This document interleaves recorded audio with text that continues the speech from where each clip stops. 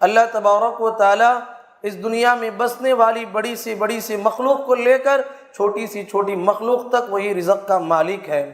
حضرات، اس دنیا میں انسان رزق کے مسئلے کو لے کر اللہ کی بندگی کے بعد انسان کی زندگی میں اس کی زندگی کا سب سے اہم مسئلہ روزی روٹی کا مسئلہ ہے۔ روزی روٹی کے مسئلے کو لے کر آج کا انسان بڑا پریشان ہے۔ دنیا کے بہت سارے انسان روزی روٹی کے مسئلے کو لے کر بڑی کوششیں کر رہے ہیں، بڑی کاوشیں کر رہے ہیں۔ دنیا میں بہت سارے لوگ اس رزق کی جستجو میں، اس رزق کی تلاش میں، بہت سارے لوگ اسلام کے جائز حدودوں کو چھوڑ کر غیر اسلامی طریقوں کو اپناتے ہیں، غیر اسلامی طریقوں کو اپناتے ہیں۔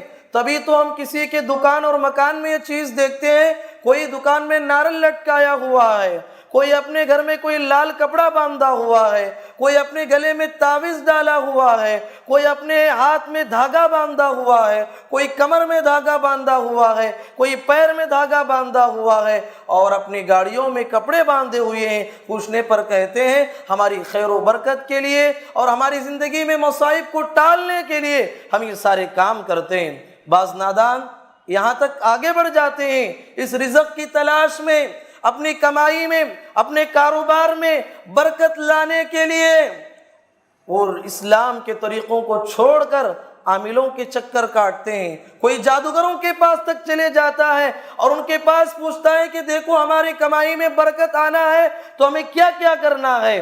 یہ ہمارے معاشرے میں آئے دن ہمیں ایسے اخبارات سننے کو ملتے ہیں۔ یاد رکھیے میرے بھائیوں، پیارے نبی صلی اللہ علیہ وسلم نے فرمایا، جو آدمی کسی کائن کے پاس جاتا ہے یا کسی نجومی کے پاس جاتا ہے یا کسی جادوگر کے پاس جاتا ہے، من اتا کاہنا او عرافا فصدقه بما يقول فقد كفر بما انزل على محمد۔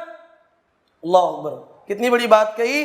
جو آدمی کسی جادوگر کے پاس جاتا ہے، صرف جاتا ہے تو اس کی 40 دن کی نماز نہیں ہوتی، اور اگر وہاں جا کے اس کی بات کو تسلیم کرتا ہے، اس کے باتوں کو مانتا ہے، کہا کہ فقد کفر بما انزل علی محمد، وہ محمد الرسول اللہ صلی اللہ علیہ وسلم پہ نازل کردہ شریعت کا منکر ہو گیا، یعنی وہ کافر بن جاتا ہے۔ اللہ اکبر۔ تو حضرات، رزق کی جستجو میں جو انسان پھر رہا ہے، پریشان حال ہے، شریعت نے مجھے اور آپ کو کیا تعلیم دی ہے؟ رزق کا تعلق میری اور آپ کی مرضی سے نہیں۔ میں جیسے چاہوں، جتنا چاہوں مجھے مال حاصل ہو جائے، یہ میرے اختیار میں نہیں۔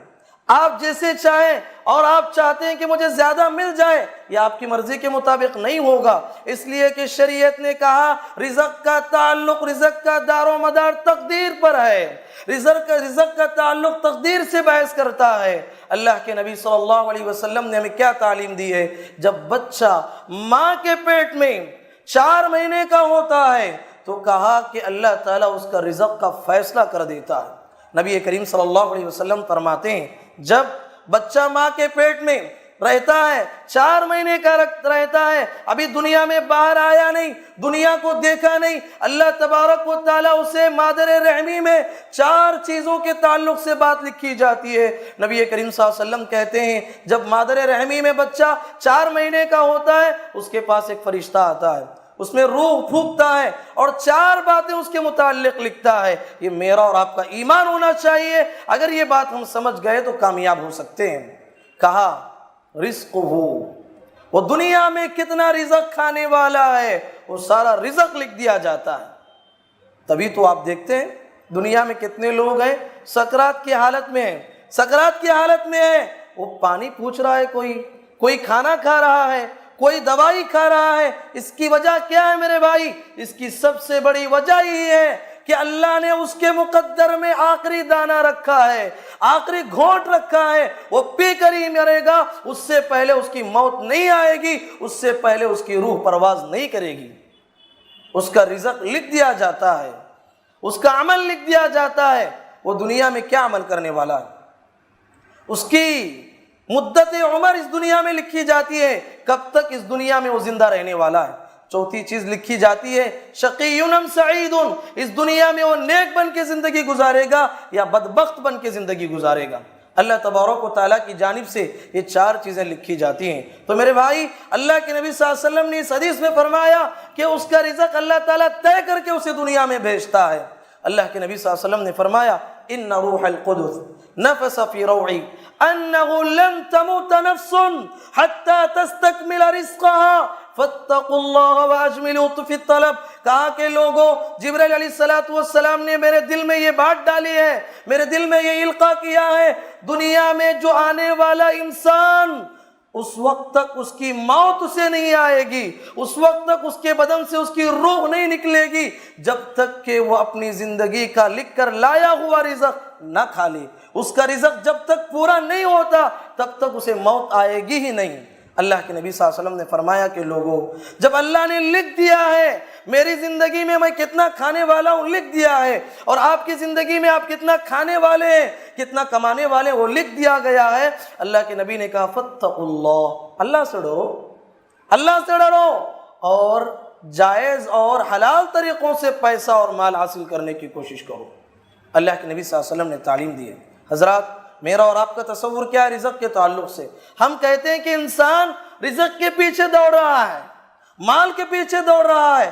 شریعت نے کہا نہیں، رزق انسان کا پیچھا کرتی ہے۔ ان الرزق لیتبع العبد، کہا کہ رزق انسان کا پیچھا کرتی ہے، کما یتبعہ اجلہ، کہا کہ جس طریقے سے موت انسان کا پیچھا کرتی ہے اسی طریقے سے رزق انسان کا پیچھا کرتی ہے۔ تبھی تو آپ نے کتنی مرتبہ دیکھا ہوگا، انسان کو تصور بھی نہیں ہوگا کہ مجھے غذا کھانا ہے، لیکن اسے اللہ کی جانب سے غذا کا انتظام ہو جاتا ہے۔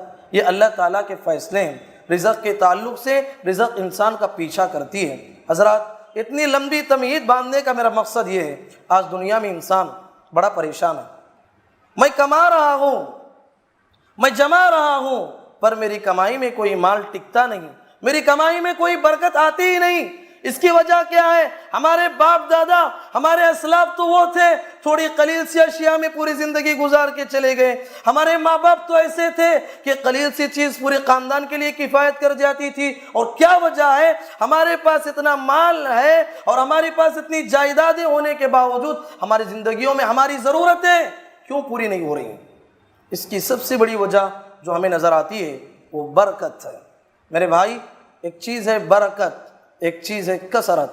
آج کے خطبے میں ہم جانیں گے برکت کسے کہتے ہیں اور برکت ہمارے گھروں میں کیسے آئے گی اور ہمیں کیا کرنا چاہیے، کن وجوہات کی وجہ سے ہمارے گھروں میں برکت نہیں آ رہی ہے، اس کو آج ہم جاننے کی کوشش کریں گے۔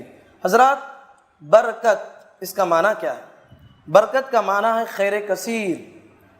خیر کثیر یعنی مال کم ہو لیکن سارے لوگوں کے لیے کفایت کر جائے، سارے لوگوں کے لیے برابر ہو جائے۔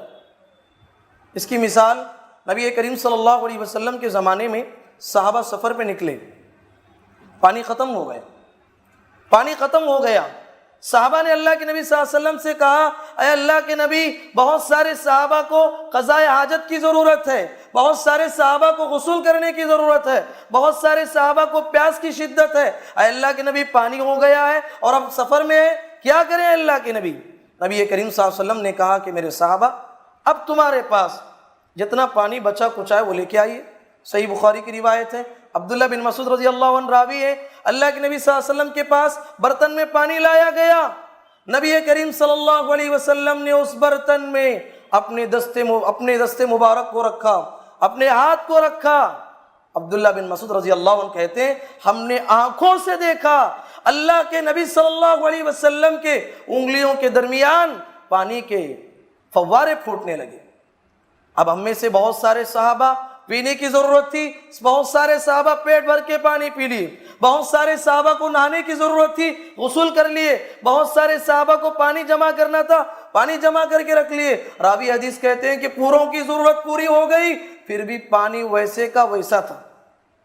یہ نبی کریم صلی اللہ علیہ وسلم کا معجزہ تھا اور نبی کریم صلی اللہ علیہ وسلم کی برکت تھی اس پانی میں کہ وہ پانی، تھوڑا سا پانی سارے لوگوں کے لیے کفایت کر گئے۔